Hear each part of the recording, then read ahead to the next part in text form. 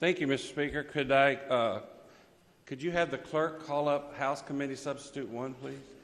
Clerk, please report. House Committee Substitute 1 to House Bill 63. Gentleman from Jefferson.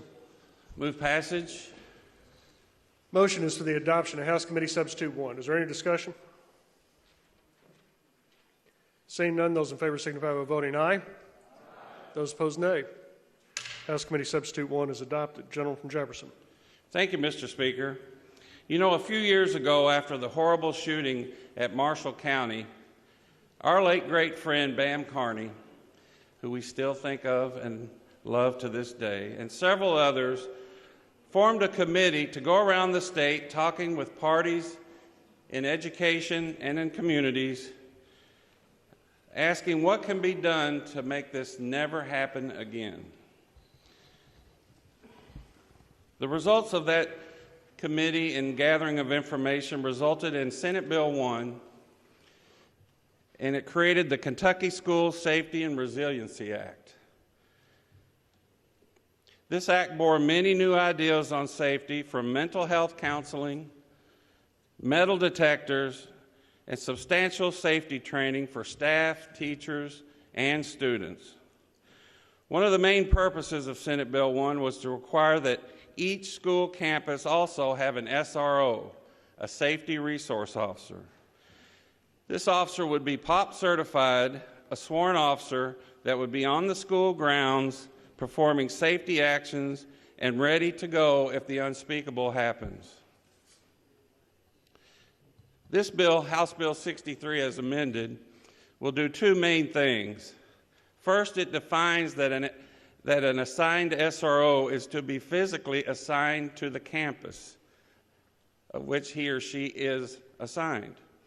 Second, it gives guidance to school districts that do not have the funding or enough officers, and we all know that there's a shortage of officers and funding for the implementation of this Senate Bill 1, that they will go through the school safety marshal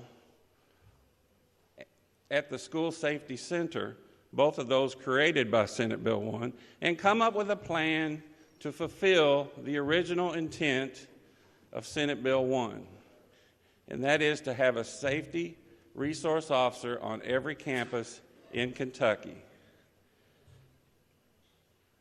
A byproduct of this bill, House Bill 63, is that safety center can keep good statistics on the reasons why schools cannot achieve the intent of a SRO on every campus.